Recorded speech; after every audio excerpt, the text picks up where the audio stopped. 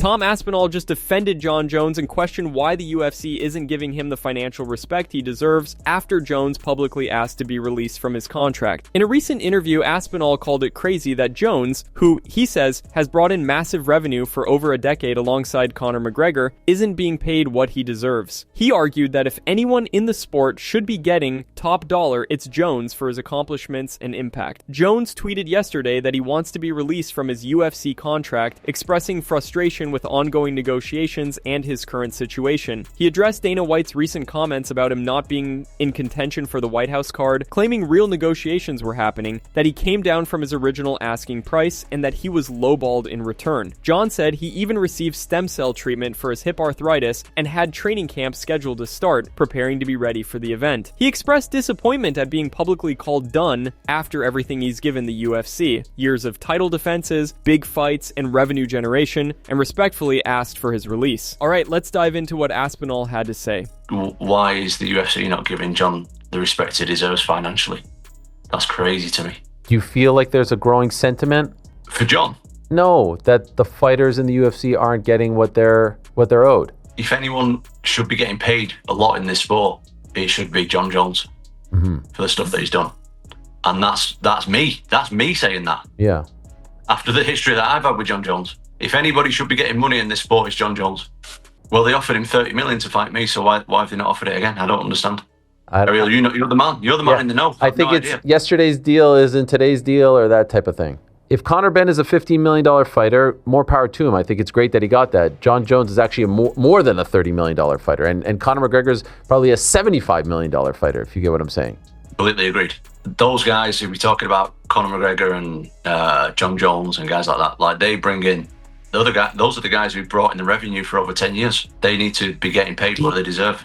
Bo Nickal just opened up about trying to make a fight with Colby Covington for the historic UFC White House card and revealed that Colby ultimately turned it down despite the UFC pushing hard for it. In a recent interview, Bo explained that Colby wasn't even on his radar until the RAF event in January, where Colby and Luke Rockhold went off on him during a press conference. Covington even agreed to fight Bo in the UFC, vowing to destroy him wherever the fight goes. Shortly after, Colby announced he wanted to move up to middleweight and compete at 185 pounds. Nickal saw it as a perfect alignment. He asked the UFC to make the matchup, and according to Bo, they tried talking to Covington extensively and even telling him that if he wanted to be on the White House card, he'd have to face Bo. But Colby refused. Nickal is set to fight Kyle Daukaus instead. Bo has been pushing hard for big spots after his big win over Rodolfo Vieira, including the failed attempt to get Colby on this card. The UFC gave him this slot instead, likely seeing it as a chance to showcase his elite wrestling and finishing ability on one of the most unique events in UFC history. Yeah, of course. I think that Colby was, again, a guy that wasn't really on my radar until the Real American Freestyle event in January. And, he kind of spouted off about me quite a bit. And I was like, okay, well, we can fight. And then post-match for him, he said that he wanted to move up to middleweight and fight at 185. So I was like, wow, well, this is perfect. Everything's lining up and let's do it. And so obviously asked for him, and the UFC tried to make the fight. I know they talked to him extensively, and, long story short, he just wouldn't do it.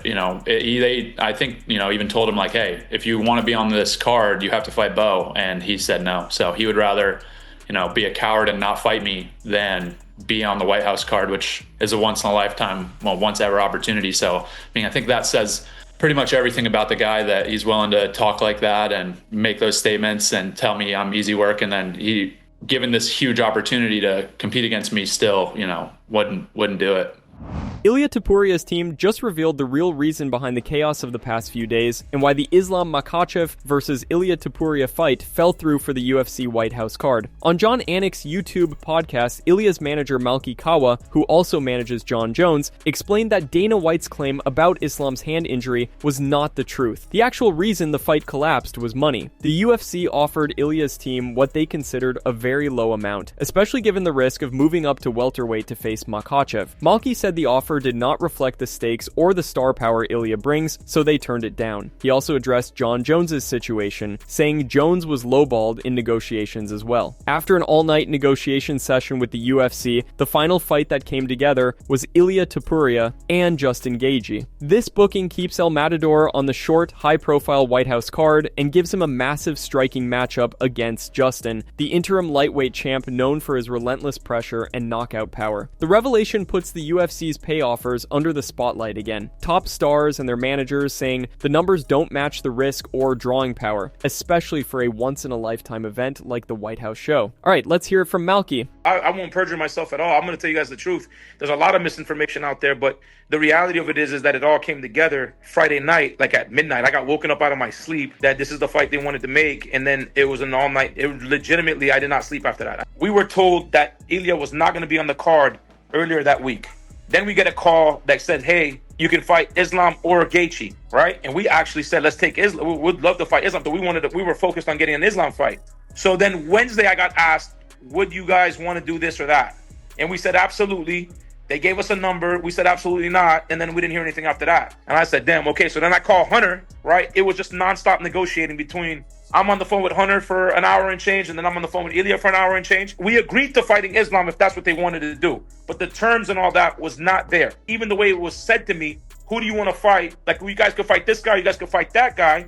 The money that was offered was small in comparison to what we had already said we wanted to fight those guys from before. Lerone Murphy says he's feeling absolutely no pressure ahead of his massive featherweight showdown against Movsar Evloev, the main event at UFC London on March 21st. Murphy, who's riding a 9-fight UFC win streak, called Evloev the toughest test of his career so far. He's confident in his striking, footwork, and ability to stuff takedowns, but he keeps it calm, saying pressure only comes from outside expectations. He's just focused on performing. This fight is widely viewed as the true title eliminator in the division. Alex Volkanovski, the current featherweight champ, has made it clear the winner of Murphy versus Evloev is the most deserving next challenger. Both fighters are undefeated in their UFC runs, and the victor will almost certainly get the next title shot, likely later in 2026, against Volk, who has been dominant in his recent defenses and rematches. Fans largely agree that both Murphy and Evloev deserve a title opportunity right now based on their resumes and consistency. However, most also see it as the right call to make them face each other first. It settles who truly is the top contender and gives the champion the best possible challenger, someone proven against elite competition. Yeah, for me, the training's been the same. Obviously, you go a bit more wrestling heavy,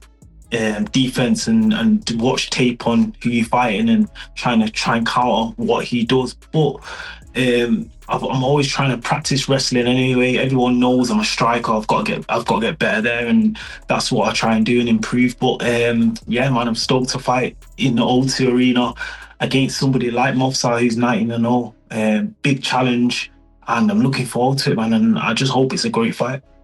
Do you know what's weird? I don't feel any pressure at all. For me, it's not about everybody else or what everybody else thinks. For me, this is my personal challenge. And that's why I feel like I don't feel pressure. I'm going in there to challenge myself. I know how good I can be. I feel like the loser of this fight, Movsar's got the short end of the stick, and they're going to be really, really, really peed off because you back down the pecking order, and it's like we both deserve it, both got to fight for it. That's it from MMA Psycho. Thanks for watching. Don't forget to leave a like and subscribe for daily MMA news.